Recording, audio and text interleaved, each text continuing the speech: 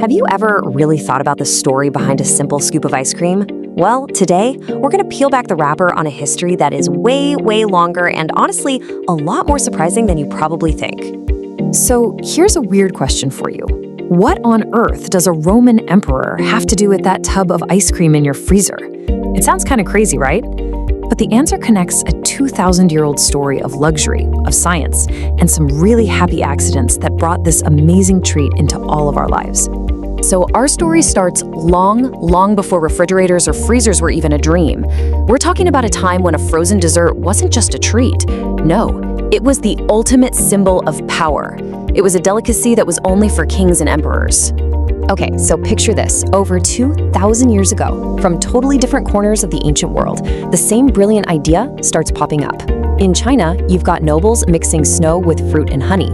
Over in Rome, Emperor Nero is sending his servants literally scrambling up mountains just to bring back snow for his fruit juice. And in Persia, they created something called sharbat, which is the direct ancestor of the sherbet we eat today. And this really gets to the heart of it. Can you imagine the effort? Getting and then trying to keep ice from melting was a huge, expensive job. So this wasn't just a dessert, it was a statement.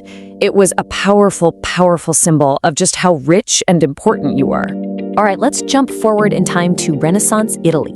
This is a place buzzing with art, culture, and some incredible innovation. And it's here that the ancient idea of just flavored ice is about to get completely transformed by, believe it or not, a little bit of scientific magic. You see, the big breakthrough, the game changer, it wasn't a new flavor or a fancy fruit. It was a discovery in chemistry.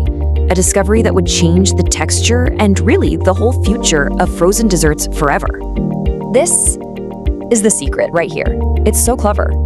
By adding salt to the ice that surrounded their mixing bowl, Italian chefs figured out they could get the temperature below the normal freezing point of water.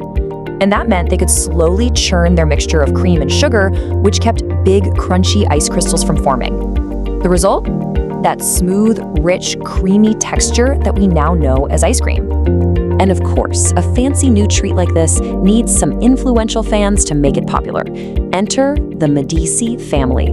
These guys were basically the original influencers. They loved it, served it at their huge, lavish parties, and pretty soon it was the talk of all of European high society. So from Italy, this delicious secret starts to travel north. And our next chapter takes us to France, where this dessert goes from being an exclusive royal treat to something the public could actually enjoy for the very first time. So how exactly did it get there? Through a royal wedding, of course. When Catherine de' Medici moved from Italy to France to become queen, her Italian cooks came with her, and they brought their secret recipes for these amazing frozen desserts right into the French court, where, you guessed it, it became an instant sensation. Now, I want you to remember this year, 1686. It might not seem like a big deal, but this is a huge moment in our story. This is the year ice cream finally broke out of the palace walls. An Italian chef opened a cafe in Paris, and by the way, that cafe still exists today, and he put frozen desserts on the menu. For the very first time in history, a regular person could just walk in off the street and buy a treat that was once reserved only for kings and queens. I mean, this was the moment ice cream truly went public. Okay, let's hop across the Atlantic now, because the story of how ice cream became popular with absolutely everyone, that's really an American story. And it was driven by some really practical inventions and, as we'll see, a few very lucky accidents. Before 1843, making ice cream was a serious arm-breaking chore. But then, a woman named Nancy Johnson invented the hand-cranked freezer. It was such a simple but totally revolutionary device. All of a sudden, anyone could make smooth, creamy ice cream right in their own kitchen. And the kind of sad part, she sold the patent for just $1,500, probably never realizing just how much her idea was about to change the world. And then you have the cone. This is just a perfect story of accidental genius.